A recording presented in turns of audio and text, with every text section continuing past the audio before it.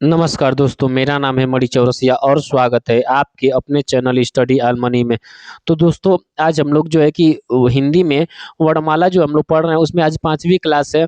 दोस्तों, आज उस 5वीं क्लास में हम लोग ये सीखेंगे कि परंपरागत वर्ण क्या होते हैं, ठीक है, उसके कितने प्रकार होते हैं, उन सभी बातों पे क्या करेंगे, हम चर्चा करेंगे। तो चलिए हम लोग क्या करते हैं, ज़्यादा टाइम को न गवाते हुए हम लोग क्या करते हैं, वीडियो को शुरू करते हैं। तो हेडिंग डालेंगे, आज ध्यान देंगे। सबसे पहले यहाँ पे कौन सी का क्लास है बाबू? हिंदी का। हिंदी हिंदी में क्या चल रहा है? वर्ण माला। क्या चल रहा है? वर्णमाला। हिंदी में किसका क्लास चल रहा है? वर्णमाला का। कौन सा क्लास है आज? ये 5वां नंबर का क्लास है। कौन सा नंबर का क्लास है बाबू? 5वां नंबर का क्लास है। इसमें हम लोग आज क्या पढ़ेंगे बाबू? ध्यान देंगे। हेडिंग डालेंगे आप लोग। हेडिंग डालेंगे परंपरागत परंपरागत अतिरिक्त परंपरागत अतिरिक्त वर्ण। क्या हेडिंग डालेंगे आप लोग? हेडिंग डालेंगे आप लोग परंपरागत अतिरिक्त वर्ण। ठीक है, तो परंपरागत अतिरिक्त वर्ण कितने होते हैं इसको हम लोग बढ़िया तरीके से जानेंगे। ठीक, तो ध्यान देंगे। यहाँ पे इसको हम 3 पार्टों में डिवाइड करते हैं। कितने पार्टों में? 3 पार्ट्स में। कितने पार्ट में डिवाइड करेंगे बाबू इसको? 3 पार्ट में। पहला क्या हो जाएगा? अनुनासिक। क्या हो जाएगा? अनुनासिक। क्या हो जाएगा हमारा?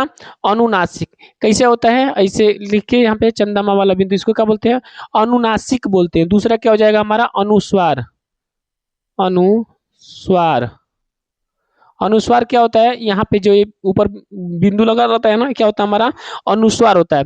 तीसरा क्या होता है हमारा? विसर्ग होता है। क्या होता है? विसर्ग। विसर्ग कैसे होते हैं? ये डबल बिंदु एक साथ आता है, क्या होता है हमारा?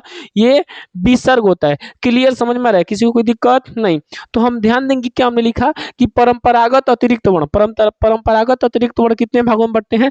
3 भागों में। अनुनासिक, अनुस्वार और विसर्ग। ठीक है, अब जानेंगे कि अनुनासिक क्या होता है, विसर्ग क्या होता है, और जो है कि अनुस्वार क्या होता है। ठीक है, तो लिखेंगे, इसमें लिखेंगे अब, जिसमें साथ साथ में आप लोग नोट्स बनाते चलेंगे। लिखेंगे जिसमें नाक से कम, जिसमें नाक से कम और मुख से ज्यादा, नाक से कम और मुख से ज्यादा वायु वायु निकलती निकलती हो। अनुनासिक क्या बोलता है बाबू? ध्यान देंगे। अनुनासिक क्या बोलता है कि जिसमें नाक से कम और मुख से ज्यादा वायु निकलती हो, तो क्या कहलाता है? अनुनासिक कहलाता है। क्या कहलाता है हमारा? अनुनासिक कहलाता है। अब चलते हैं अनुस्वार में। क्या चलते हैं? अनुस्वार में। ध्यान देंगे इसमें, अनुस्वार में, जिसमें जिसमें नाक से अधिक, नाक से अधिक, नाक से अधिक और मुख, और क्या हो जाएगा बाबू? ध्यान देंगे, मुख से कम, मुख से कम वायु निकलती है। क्या होता है? इसका अपोजिट होता है। ध्यान देंगे, इसमें क्या बोला है, बढ़िया से देखेंगे आप लोग, समझेंगे बात को। इसमें क्या बोला है कि जिसमें नाक से कम, क्या बोला है इसमें? जिसमें नाक से कम और मुख से ज्यादा वायु निकलती है। क्या होता है इसमें? मुख से ज्यादा वायु निकलती है। मुख से ज्यादा वायु निकलती है तो क्या होता है? अनुनासिक होता है। लेकिन अनुस्वार में क्या है हमारा? इसमें क्या बोलता है? जिसमें नाक से अधिक, इसमें नाक से अधिक निकल रहा है, नाक से अधिक और मुख से कम। इसका उल्टा, इसमें मुख से ज्यादा निकल रहा था, इसमें मुख से कम निकल रहा है। इसमें नाक से कम निकल रहा था, इसमें नाक से ज्यादा निकल रहा है। क्लियर, समझ में आ रहा है? किसी को कोई दिक्कत नहीं? साथ साथ में नोट्स भी बनाते रहेंगे और याद भी करते रहेंगे। ठीक है, अब आगे बढ़ते हैं विसर्ग में। विसर्ग क्या होता है हमारा? ध्यान देंगे, विसर्ग दिखेंगे। संयुक्त क्या लिखेंगे बाबू, ध्यान देंगे, ध्यान सब लोग क्या करेंगे, बढ़िया तरीके से इसको नोट्स बनाएंगे आप लोग, ठीक है। लिखेंगे संयुक्त, संयुक्त नहीं, सॉरी गलत हो गया, यहाँ पे देखते हैं संस्कृत, संस्कृत के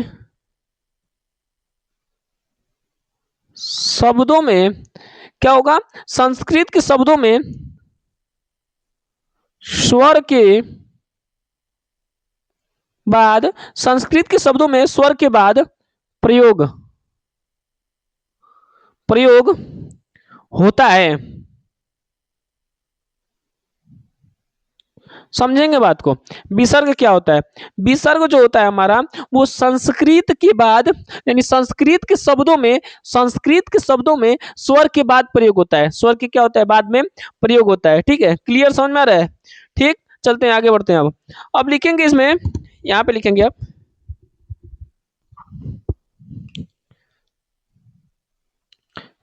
यह तदभव क्या होता है, यह तदभव के, यह तदभव के, यह तदभव के शब्दों में प्रयोग होता है।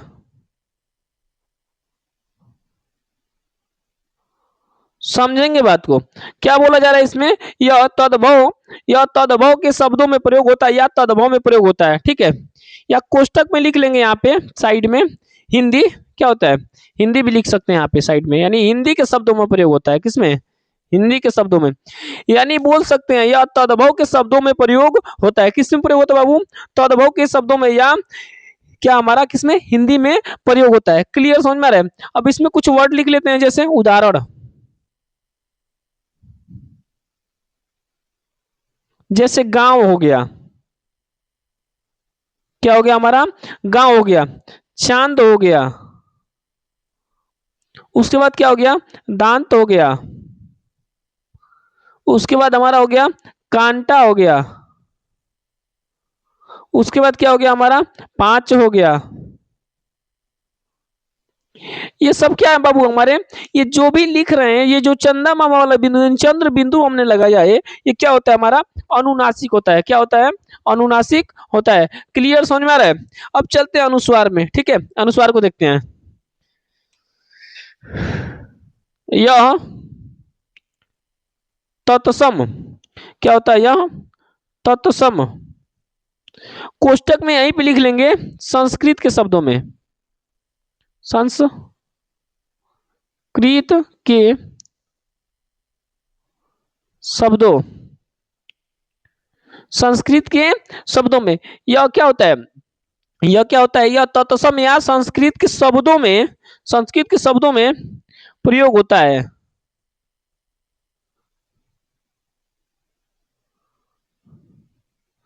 तो क्या कहलाता है हमारा, ये हमारा अनुस्वार कहलाता है, क्या कहलाता है बाबू, हमारा अनुस्वार कहलाता है। क्लियर समझ में आ रहा है, किसी को कोई दिक्कत नहीं, ठीक है। उतारते भी रहेंगे, उतार लेंगे, साइड हो जा रहे हैं हम, उतारते भी रहेंगे, ठीक है, उतारिए इसको, ठीक है। अब इसका उदाहरण लिखेंगे, ठीक है, क्या लिखेंगे, इसका उदाहरण लिखेंगे, चलिए ध्यान देंगे, उदाहरण इसका,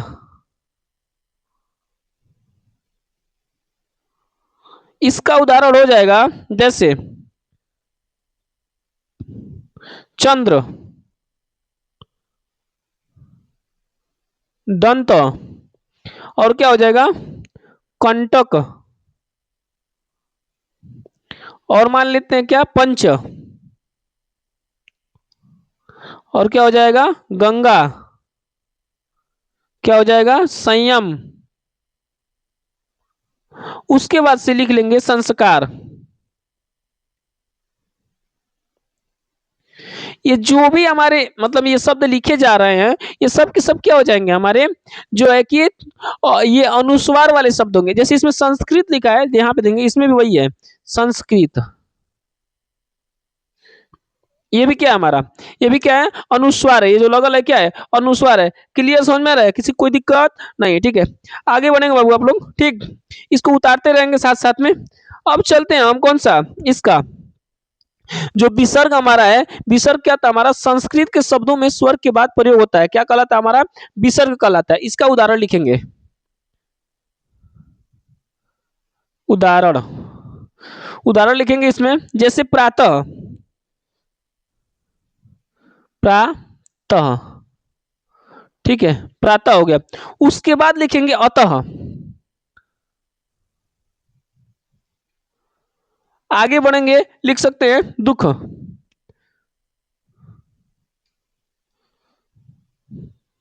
आगे लिख सकते हैं प्रातः काल। तो ये जो भी लिखा जा रहा है, ये सब क्या होगा हमारा, ये क्या हो जाएगा हमारा, विसर्ग के शब्द हो जाएंगे। यानी विसर्ग में पर ये जो हमारा लग रहा है ना, ये डबल डबल साइड में बिंदु, ये क्या होता है, विसर्ग होता है। क्या होता है हमारा, विसर्ग होता है। एक बार इसको रिपीट कर ले हम लोग, ठीक। लिख लिए हैं, अब रिपीट करने का प्रयास करेंगे, ठीक है। चलेंगे, इसको लिखेंगे, सॉरी रिपीट रिपीट करेंगे।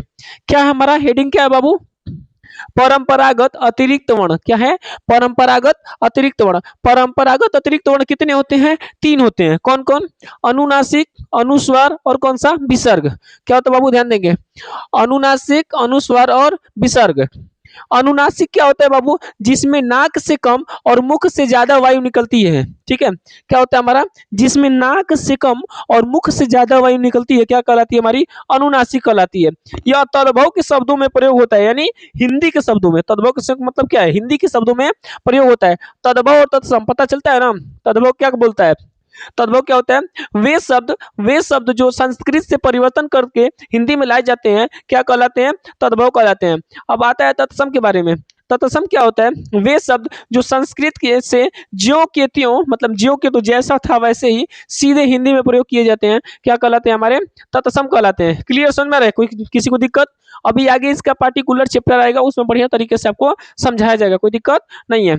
अब आगे चलते हैं, इसमें क्या हो जाएगा, यह तद्भव के शब्दों में प्रयोग होता है, जैसे यानी हिंदी के शब्दों में क्या हो जाएगा, गांव, चांद, दांत, कांटा, पांच। आप अनेकों बहुत सारे शब्दों को क्या कर सकते हैं, लिख सकते हैं, बना सकते हैं। क्लियर समझ में आ रहा है? कोई दिक्कत नहीं है। अब आगे चलते हैं अनुस्वार में। अनुस्वार जिसमें नाक से अधिक और मुख से कम वायु निकलती है। इसमें क्या है, नाक से अधिक निकल रहा है और मुख से कम निकल रहा है, तो क्या हो जाएगा हमारा, जो है कि अनुस्वार हो जाएगा। यह जो है कि तत्सम यानी संस्कृत के शब्दों में क्या हो जाएगा बाबू, हमारा ध्यान देंगे, यह तत्सम यानी संस्कृत के शब्दों में प्रयोग होता है, जैसे चंद्र, दंत, कंटक, पंच, गंगा, संयम, संस्कार, संस्कृत। क्लियर समझ में आ रहा है। अब चलते हैं विसर्ग के बारे में। विसर्ग क्या होता है, ध्यान देंगे, संस्कृत के शब्दों में स्वर के बाद प्रयोग होता है। किसके बाद, स्वर के बाद प्रयोग होता है। उदाहरण लिखेंगे, जैसे प्रातः हो गया, अतः हो गया, दुख हो गया, प्रातः काल हो गया, ठीक है। क्लियर समझ में रहे, कोई दिक्कत। चलिए, जो नहीं लिखा होगा 1 मिनट हम साइड हट जा रहे हैं, लिख लेंगे। उसके बाद क्या करते हैं, इसको हम लोग क्लीन करते हैं, ठीक है। चलिए इसको लिख लेंगे, फिर क्लीन करते हैं हम इसको। लिखिए बाबू अब लोग, चलिए इसको क्लीन कर देते हैं, ठीक है।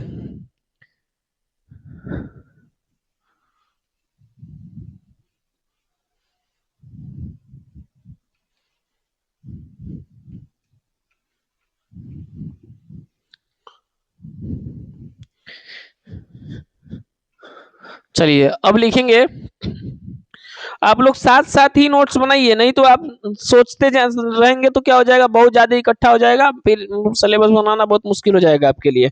प्रयास करिए कि साथ साथ में क्या करेंगे, आप लोग सिलेबस बनाने का प्रयास करेंगे, ठीक है। प्रयास नहीं, पूरा प्रयास ये करिए कि बनाए, ठीक है, सोचिए नहीं। लिखेंगे अब, पंडित, पंडित किशोरी, पंडित किशोरी प्रसाद।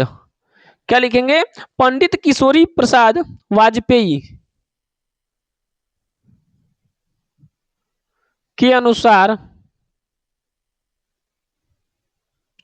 पंडित किशोरी प्रसाद वाजपेयी के अनुसार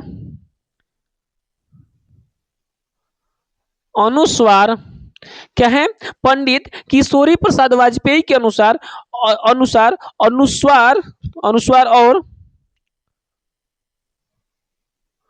अनुस्वार, अनुसार, अनुस्वार और पंडित पंडित किशोरी प्रसाद वाजपेयी के अनुसार, अनुसार क्या हो जाएगा, अनुस्वार और विसर्ग, अनुस्वार और विसर्ग, अनुस्वार और विसर्ग, जो है कि अनुस्वार और विसर्ग क्या नहीं है हमारे, अनुस्वार और विसर्ग स्वर नहीं है, क्या है, स्वर नहीं है। समझेंगे बात को, यानी पंडित किशोरी प्रसाद वाजपेयी क्या बोलते हैं कि उनके अनुसार जो है अनुस्वार और जो विसर्ग हमारे होते हैं, अनुस्वार कौन सा, ये वाला सिंबल और ये वाला सिंबल, ये दोनों को दोनों क्या है, स्वर, स्वर क्या है, नहीं है, क्या है हमारे, स्वर नहीं है, अनुस्वार और विसर्ग क्या है हमारे, स्वर नहीं है। ठीक है, क्लियर, समझ में आ रहा है। आगे लाइन लिखेंगे, यह व्यंजनों, यह व्यंजनों की तरह, यह व्यंजनों की तरह स्वर से पहले, यह व्यंजनों की तरह स्वर से पहले नहीं आते, नहीं आते, पश्चात आते हैं, पश्चात, पश्चात आते हैं।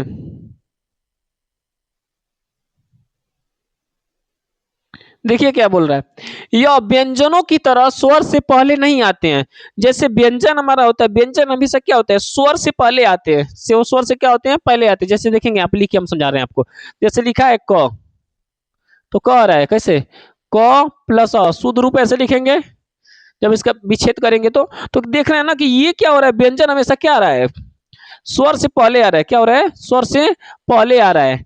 यही बात बोल रहा है यहाँ पे, यह व्यंजनों की तरह स्वर से पहले नहीं आते। इसमें क्या होता है, जो अनुस्वार होता है और विसर्ग होता है, ये व्यंजन से, व्यंजन जैसे आता है उस प्रकार से ये इस काम नहीं करता है। क्लियर, समझ में आ रहा है, कोई दिक्कत नहीं। आगे बढ़ते हैं।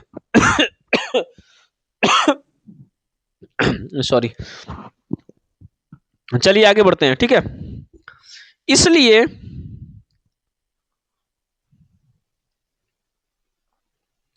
इसलिए व्यंजन भी,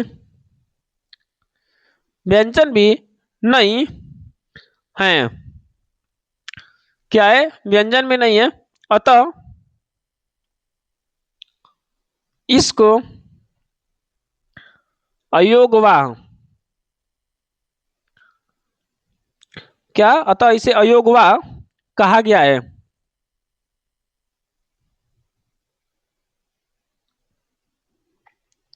यह व्यंजनों की तरह स्वर से पहले नहीं आते हैं, पश्चात आते हैं, मतलब बाद में आते हैं, इसलिए इसे व्यंजन भी नहीं कहा गया, क्योंकि व्यंजन के लक्षण तो मिलते नहीं है। ठीक है, अतः इसको क्या बोला जाता है, हमेशा इसको अयोगवाह बोलते हैं। ठीक है, जो है कि अनुस्वार को और किसको, अनुस्वार और किसको, विसर्ग को क्या बोला जाता है, जो है कि अयोगवाह बोला जाता है। क्लियर, समझ में आ रहा है। ठीक, अब चलते हैं थोड़ा सा आगे, जैसे उदाहरण देखेंगे। जैसे उदाहरण,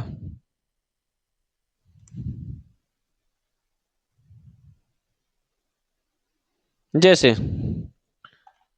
अतः लिखा है,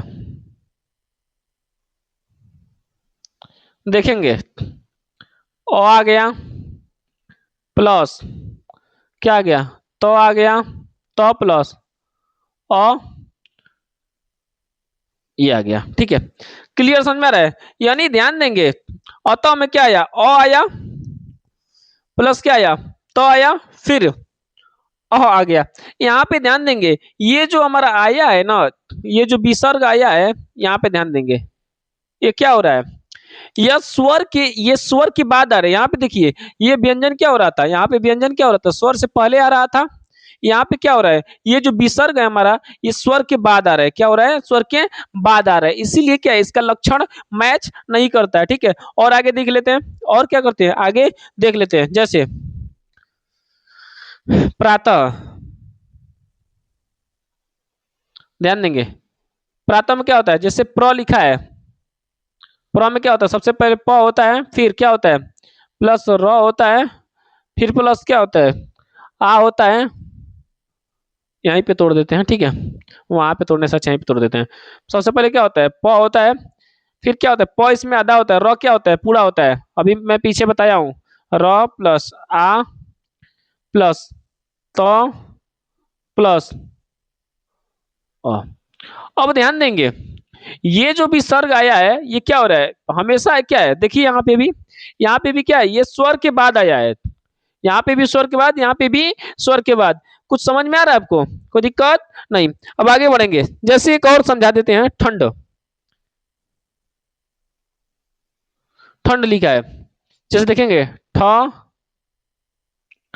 प्लस अंग ठंग प्लस ड प्लस अ। अब समझेंगे बात को, इसमें भी देख रहे हैं कि ये जो आया है ना, ये आया है, यहाँ पे ध्यान देंगे, ये क्या आया है किसके बाद, यहाँ पे ध्यान देंगे, ठ, ये क्लियर देखेंगे, इसको तोड़ेंगे तो क्या बनेगा, हमारा यही बनेगा। क्लियर समझ में आ रहा है, कोई दिक्कत, किसी को कोई दिक्कत नहीं। इसमें भी क्या है देखेंगे, बाद में आया है, क्या आया है, बाद में आया है, पहले नहीं आया है, ठीक है, कोई दिक्कत नहीं।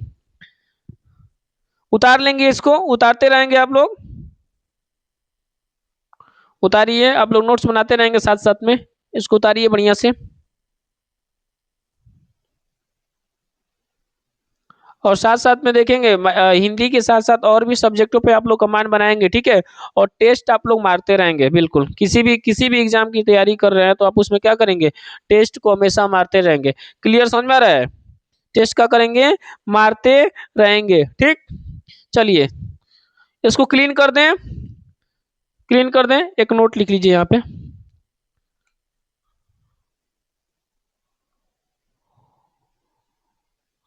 नोट लिखिए, नोट में क्या होता है, हिंदी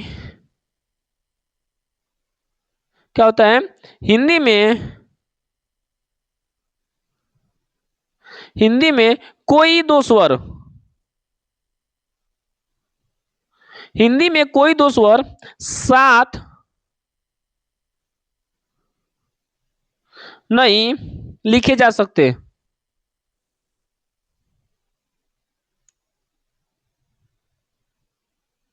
नहीं लिखे जा सकते हैं। बोल रहा है यदि हिंदी में कोई भी ऐसा मतलब वर्ड आए उसमें दो को स्वर एक साथ नहीं लिखा जाएगा, जैसे दो को स्वर एक साथ नहीं आएगा। क्लियर समझ में आ रहा है, बस क्या नहीं होना चाहिए, वह क्रिया शब्द नहीं होना चाहिए। अगला लाइन लिख लेंगे, वह क्रिया शब्द ना हो, क्रिया शब्द ना हो। अब समझेंगे क्रिया, कुछ लोग सोचेंगे क्रिया क्या होता है, अरे क्रिया वही खाना खेलना बैठना उठना, जैसे मूल धातु में ना प्रत्यय जोड़ देने से क्या होता है, क्रिया का हमारा निर्माण होता है। क्लियर समझ में आ रहा है, कोई दिक्कत नहीं, चलिए आगे बढ़ते हैं, ठीक है। बढ़िया तरीके से समझ में आ रहा है, उतारते रहेंगे इसको, ठीक है, लिखेंगे इसको। चलिए अब आगे बढ़ते हैं, क्लीन करते हैं इसको। चलिए इसको मिटकाते हैं।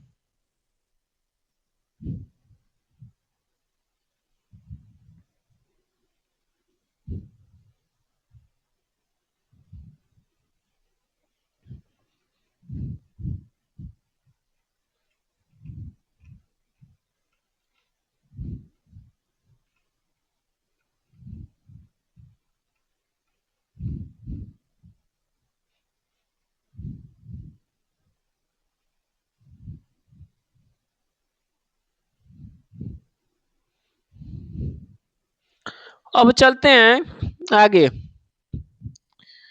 आगे बढ़ेंगे, व्यंजनों का विभाजन, क्या पढ़ेंगे, व्यंजनों का विभाजन। हमारा स्वर खत्म हो गया, क्या हो गया, स्वर खत्म हो गया, अब व्यंजनों का विभाजन पढ़ेंगे, ठीक है। हेडिंग डालेंगे,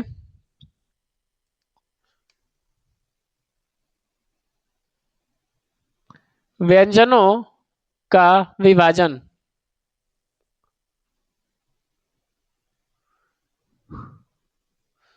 क्या डालेंगे? व्यंजनों का विभाजन। सबसे पहले व्यंजनों का विभाजन करते समय हम लोगों को क ख ग घ याद होना चाहिए बढ़िया से, ठीक है। यानी वर्गीय व्यंजनों को हमको पहले देखना होगा, ठीक है। कैसे देखते हैं समझेंगे बात को। जैसे इसको लिखते हैं बढ़िया तरीके से, क च ट त प। इसको क वर्ग, च वर्ग, ट वर्ग, त वर्ग, प वर्ग, ठीक है। क च ट त प। कैसे रटेंगे इसको? क च ट त प। क्या रटेंगे? क च ट त प, ठीक है। क ख ग घ अंग, च छ ज झ इया, ट ठ ड ढ ड़, त थ द ध न, प फ ब भ म। अब समझेंगे इसको बढ़िया तरीके से। हमने ये क ख ग घ लिख लिया, कुछ जो नए बच्चे होंगे सोचेंगे इसमें क ख ग घ पढ़ाया जा रहा है, इस यहीं से पेपर बनता है, ठीक है। हम लोग क्या करें, हिंदी व्याकरण पढ़ रहे हैं बढ़िया तरीके से, ठीक। इसमें हम लोग वर्णमाला में क्या है कि पूरा एक एक वर्णों को बढ़िया तरीके से पढ़ेंगे, ठीक है। इस जब ये पढ़ लेंगे ना तो संधि और समास में भी क्या होगा हमारा बहुत ज्यादा, बहुत बढ़िया इसका रोल है, ठीक है। बहुत बढ़िया तरीके से समझ में भी आएगा। जिसको संधि समाज में नहीं जो है कि संधि और समास नहीं समझ में आता है उसको बहुत बढ़िया तरीके से समझ में आएगा, कोई दिक्कत नहीं। अब समझेंगे किसको क्या बोला जाता है, ठीक है। चलिए यहाँ पे इसको क्या बोला जाता है, अलग कलम से करते हैं, इसको हाईलाइट करते हैं, ठीक है। देखेंगे, समझेंगे बात को। ये रहा यहां से यहां तक, इसको क्या बोलते हैं, ठीक है। इसमें ये छोड़ देते हैं, यहाँ पे ये अलग होता है। इसको क्या बोला जाता है? स्पर्श संघर्षी। क्या बोला जाता है इसको? स्पर्श संघर्षी, संघर्षी, स्पर्श संघर्षी। ये क्या है? व्यंजन है। स्पर्श संघर्षी व्यंजन कौन होते हैं? च छ ज झ। क्या होते हैं हमारे? स्पर्श संघर्षी व्यंजन होते हैं। क्या होते हैं? स्पर्श संघर्षी व्यंजन, ठीक है। अब इसके बाद जो बच जाता है, जैसे इसको अलग कलम से लिखेंगे, समझेंगे बात को। जैसे ये पूरा, सॉरी ये यहां से कहा आ गया, इसको एक मिनट, ससुरा एक के मैच हो गया। अब ध्यान देंगे, जैसे ये यहां से यहां तक और ये यहां से यहां तक, यानी ये वाला और ये वाला, ये दोनों मिला के इसको क्या बोलते हैं? यहां लिखेंगे, इसको बोलते हैं स्पर्शी व्यंजन। क्या बोलते हैं? स्पर्शी व्यंजन। हई च छ ज झ को क्या बोलते हैं? स्पर्श संघर्षी व्यंजन। और स्पर्शी व्यंजन किसको बोलते हैं? क ख ग घ, फिर ठीक उसका से ट ठ ड ढ, फिर त थ द, उसका से ध, फिर प फ ब भ। ये क्या होते हैं? हमारे स्पर्श स्पर्शी व्यंजन होते हैं। ये स्पर्श संघर्षी होते हैं। स्पर्श संघर्षी व्यंजनों की संख्या कितनी होती है? यहाँ पे 1 2 3 4 कितनी होती है इसकी संख्या?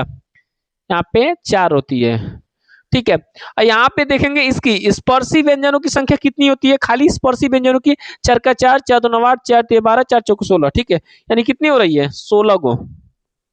ध्यान देंगे कितना हो रहा है? 16 गो। तो इसको अगर कोई पूछ दे कि स्पर्शी व्यंजनों की संख्या कितनी, तो 16। क्या बताएंगे? 16 बताएंगे। अभी यहाँ पे ध्यान देंगे, इसको अलग कलम से लिख लेते हैं। चलिए इसको क्या बोलते हैं? ये साइड वाले को इसको बोलते हैं नासिक्य। क्या बोलते हैं? नासिक्य, नासिक्य व्यंजन। क्या होता है हमारा? ये क्या होता है हमारा? नासिक व्यंजन होता है। क्लियर समझ में रहे? किसी को कोई दिक्कत नहीं? ये क्या होता है हमारा? नासिक व्यंजन बोलते हैं, ठीक है। यानी नाक से बोला जाता है। किससे बोला जाता है? नाक से। ये जैसे बोल के देखिए, अंग, य, अड़, फिर से न, म। ये क्या नाक, लगभग लगभग क्या होता है, ज्यादातर आवाज कहाँ से निकल रहा है, नाक से निकल रहा है। इसका क्या होता है, नासिक व्यंजन होता है, ठीक है, क्लियर। अब ये पूरे को क्या बोलते हैं उसको एक बार देख लेंगे।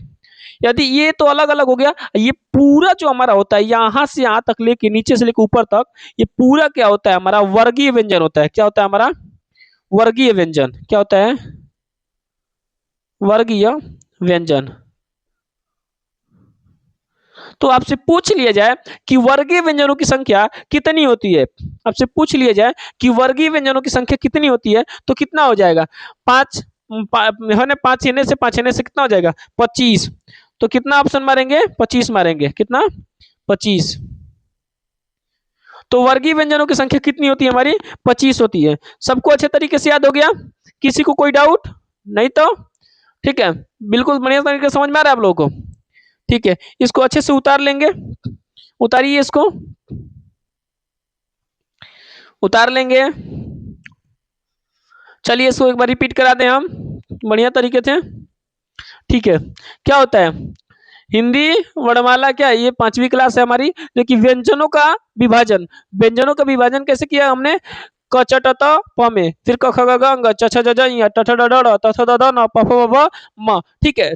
अब हमारा जो है कि ये च छ ज झ, ये क्या होता है हमारा, स्पर्श संघर्षी व्यंजन होता है। क्या होता है हमारा, स्पर्श संघर्षी व्यंजन होता है। बाकी जो हमारा क ख ग घ, यहाँ से ये, और उसमें से ट ठ ड ढ त थ द ध, बस प फ ब भ, ये जो हमारा होता है, यानी चार, ये तीन गो, ये यानी कुल मिला जुला के 16 गो जो है हमारा क्या है, स्पर्शी व्यंजन है, ठीक है। स्पर्शी व्यंजनों की संख्या कितनी होती है, 16 होती है। उसके बाद ये जो साइड वाला जो हमारा है, अंग, य, ण, न, म, ये जो पांच गो क्या होता है, नासिक व्यंजन होता है। और कुल्ली को किस में शामिल किया जाता है हमारा, वर्गीय व्यंजनों में। किस में शामिल किया जाता है, वर्गीय व्यंजनों में, ठीक है। बढ़िया तरीके से समझ में आ रहा है, किसी को कोई दिक्कत नहीं, ठीक है। अब चलते हैं, इसको क्लीन करते हैं, साइड में थोड़ा सा हो जाते हैं, 1 मिनट टाइम देते हैं, आप इसको उतार लेंगे, उतारिए। चलिए, उम्मीद है कि आपने उतार लिया होगा। अब इसको क्लीन करते हैं, ठीक है।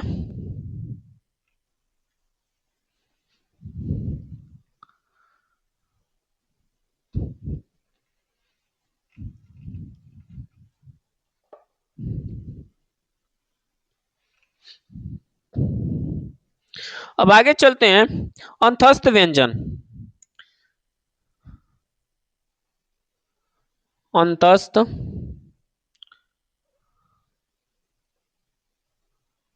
अंतस्थ व्यंजन, अंतस्थ अंतस्थ व्यंजन।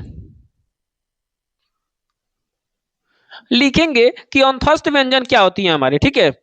अंतस्थ व्यंजन क्या होती है, ठीक है। तो अंतस्थ व्यंजनों की संख्या कितनी, सबसे पहले संख्या के बारे में बात करेंगे। तो इसकी संख्या कितनी होती है बाबू हमारी, 4 होती है। कौन कौन, य, र, ल और व।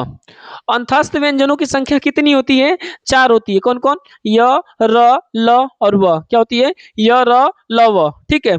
आगे बढ़ते हैं, अब समझेंगे बात में, यहां पे भी ध्यान देंगे। जैसे आपसे पूछ लिया जाए यहाँ पे कि अर्ध स्वर, अर्ध स्वर किसको बोलते हैं, किसको बोलते हैं, यानी किस वर्ण को अर्ध स्वर बोलते हैं, किसको बोलते हैं। तो ध्यान देंगे किसको बोलते हैं, अर्ध स्वर किसको बोलते हैं, ध्यान देंगे। अर्ध स्वर य और व को, य और व को क्या बोलते हैं, अर्ध स्वर बोलते हैं। अब ऐसा क्यों बोला जाता है अर्ध स्वर, इसमें ध्यान देंगे। जैसे लिखेंगे, बात को समझेंगे। जैसे यहाँ पे ध्यान देंगे, समझेंगे। जैसे इसलिए, ठीक है, यहां पे लिखिए इसलिए। देखिए, दोनों हमने लिखा, इसलिए और इसलिए। कोई अंतर आ रहा है? इसको भी सही माना जाता है, इसको भी सही माना जाता है। दोनों सही होते हैं। क्या होते हैं? दोनों सही होते हैं। लेकिन कभी एकदम ज़्यादा आवश्यकता पड़ जाए, दोनों ऑप्शन में आ जाए, तो सबसे पहले किसको प्रेफ़र करेंगे? इसको, फर्स्ट वाले को, बाद में इसको, ठीक है? दोनों ऑप्शन में आ जाए तो इसको प्रेफ़र करेंगे, ठीक है? यानी ये ज़्यादा सही होता है, उसके बाद से ये, ठीक है? यानी सही तो दोनों होता है, यदि दोनों एक साथ आ जाए, तो कौन-सा हमारा लेंगे? ये वाला, ऊपर वाला। इसीलिए देख रहे हैं, इसलिए और इसलिए दोनों मीनिंग है, सेम टू सेम पढ़ रहे हैं, दोनों का अर्थ सेम निकल रहा है। इसीलिए क्या होता है, य और व को क्या बोलते हैं? अर्ध स्वर। अब यहाँ पे ध्यान देंगे, जैसे कौ आ, कौ वा। पढ़िए, दोनों सेम ही आ रहा है। कौ, कौवा, कौवा। कोई अंतर पता चल रहा है? कौवा। आ का जगह खींच ले रहा है वाह। क्लियर समझ में आ रहा है? कोई दिक्कत नहीं है। तो यही क्या हो जाएगा हमारा, इसलिए क्या होता है ये हमारा, ये क्या होता है? अर्ध स्वर होता है। क्या होता है हमारा? अर्ध स्वर होता है। ठीक है, सबको समझ में आ गया? ठीक है, अब आगे बढ़ते हैं। आगे देखेंगे र।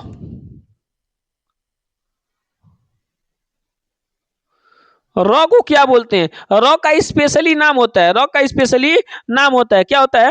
र को क्या बोलते हैं? प्रकंपित। क्या बोलते हैं? प्रकंपित। क्या बोलते हैं? प्रकंपित या लुंठित। लुंठित, प्रकंपित या लुंठित व्यंजन बोलते हैं। ठीक है, र को क्या बोलते हैं? प्रकंपित बोलते हैं या लुंठित व्यंजन बोलते हैं। अब आगे चलते हैं, इसको क्या हो जाएगा हमारा? ल। ल को क्या बोलते हैं? ल क्या होता है हमारा? पार्श्विक व्यंजन होता है। क्या होता है? पार्श्विक। पार्श्विक व्यंजन। ल क्या होता है हमारा? पार्श्विक होता है। ठीक है, कभी आपसे पूछ लिया जाए समझेंगे, जैसे कभी आपसे पूछ लिया जाए कि र क्या होता है, तो क्या बोल देंगे? प्रकंपित या लुंठित व्यंजन। ल क्या होता है? पार्श्विक व्यंजन। ऐसे नहीं पूछता है पेपर में, कैसे बोलेगा? ऑप्शन दे देगा और बोलेगा बताइए इसमें से कौन सा प्रकंपित व्यंजन है, तो उसमें ऑप्शन दिया रहेगा ल, य, र, व। तो कौन डालेंगे? ल को डालेंगे। ठीक है, ऐसे ही क्या प्रकंपित बोला हूं ना, सॉरी, प्रकंपित बोलेंगे तो क्या होगा? र होगा। क्या होगा? र होगा। बोलेगा कि प्रकंपित या लुंठित व्यंजन कौन है, तो क्या बोलेंगे? र। अगर आपसे पूछ लिया जाए कि पार्श्विक व्यंजन कौन होता है, पार्श्विक व्यंजन क्या होता है हमारा? ल होता है। ठीक है, ये ऊपर याद हो गया क्लियर, बढ़िया तरीके से। अंतस्थ व्यंजनों की संख्या कितनी होती है बाबू? अंतस्थ व्यंजनों की संख्या कितनी होती है हमारी? चार होती है। कितनी होती है? चार होती है। कौन कौन? य, र, ल और व। ठीक है, अर्ध स्वरों की संख्या कितनी होती है? दो होती है, य और व। ठीक है, याद हो गया बढ़िया तरीके से। अब चलिए, अब इसको क्या करते हैं, आगे बढ़ते हैं, इसको क्लीन करते हैं। ठीक है, पहले अभी लिख लिया, अभी तो जगह है, थोड़ा सा और लिख लेते हैं। ठीक है, लिखेंगे य व, य व को डॉक्टर, कौन? डॉक्टर भोलानाथ तिवारी। य और व को डॉक्टर भोलानाथ तिवारी ने संघर्ष, संघर्ष,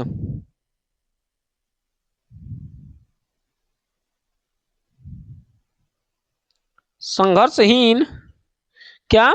संघर्षहीन स्वप्रवाह, संघर्षहीन स्वप्रवाह व्यंजन भी कहा है।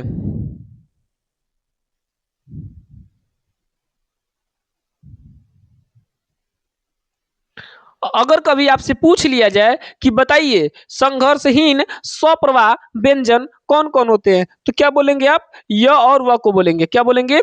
य और व को, य और व को। क्लियर समझ में आ रहा है? किसने बोला था? डॉक्टर भोलानाथ तिवारी ने। किसने बोला था? डॉक्टर भोलानाथ तिवारी ने। क्लियर समझ में आ रहा है? कोई दिक्कत नहीं। अब चलते हैं, इसको क्लीन करते हैं, अब आगे बढ़ते हैं। ठीक है, चलिए उतार लीजिए, आप लोग 1 मिनट टाइम दे रहे हैं।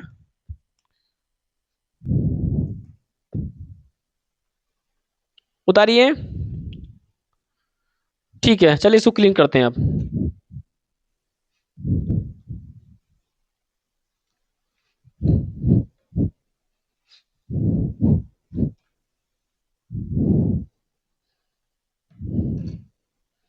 अब चलिए लिखेंगे उष्मी व्यंजन, हेडिंग लगाएंगे उष्मीय व्यंजन। आपसे पूछ लिया जाएगा पेपर में कि उष्मी व्यंजनों की संख्या कितनी होती है। उष्मी व्यंजनों की संख्या कितनी होती है बाबू? 4 होती है। कितनी होती है? 4। उष्मी व्यंजनों की संख्या कितनी? 4। कौन कौन? स, स, स, स, ह। उष्मी व्यंजनों की संख्या कितनी होती है हमारी? 4 होती है। स स स स ह। अब लिखेंगे इसको यहां पे, लिखेंगे जिन वर्णों के उच्चारण में, जिन वर्णों के उच्चारण में, जिन वर्णों के उच्चारण में जोर से, क्या होता है? जिन वर्णों के उच्चारण में जोर से श्वास खींचना पड़े, जोर से श्वास, क्या होता है? जोर से श्वास खींचना पड़े, श्वास खींचना पड़े, यानी जिन वर्णों के उच्चारण में जोर से श्वास खींचना पड़े, जोर से क्या करना पड़े? श्वास को क्या करना पड़े? खींचना पड़े या पड़ता है, खींचना पड़े, उसे क्या बोलते हैं? उसे क्या बोलते हैं हम? उष्मी व्यंजन बोलते हैं। या लिख सकते हैं गर्म उष्मा, गर्म उष्मा, गर्म उष्मा बाहर निकलती है।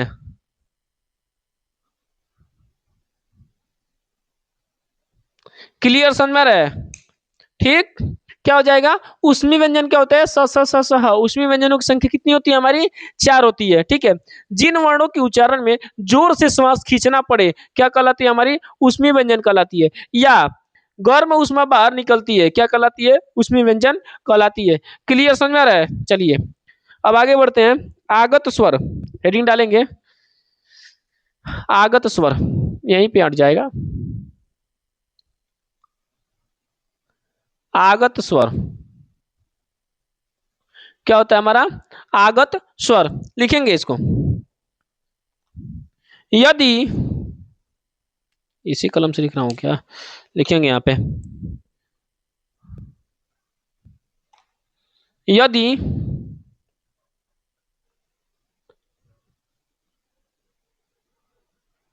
यदि अंग्रेजी के शब्दों, अंग्रेजी के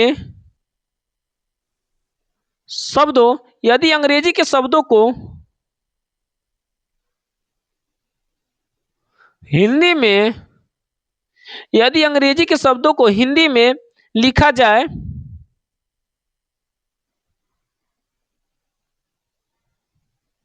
लिखा जाए तो क्या कहलाते हैं हमारे? आगत स्वर कहलाते हैं।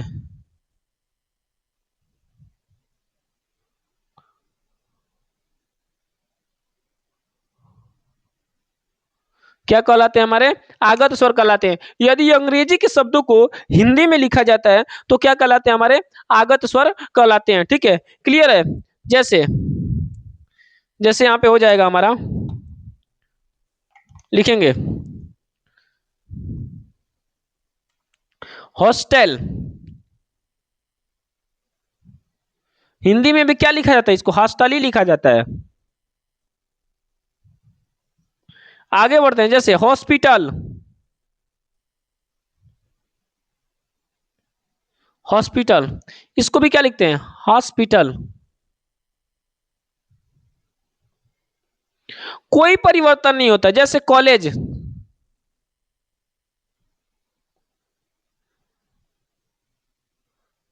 कॉलेज सेम टू सेम उतारा जाता है। जैसे नॉलेज,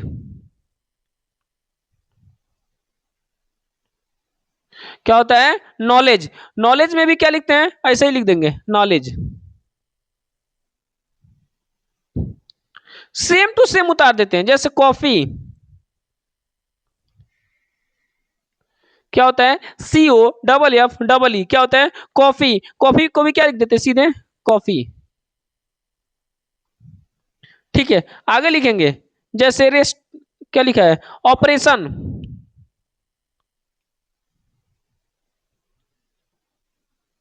तो क्या लिखेंगे, ऑपरेशन। जैसे रोड,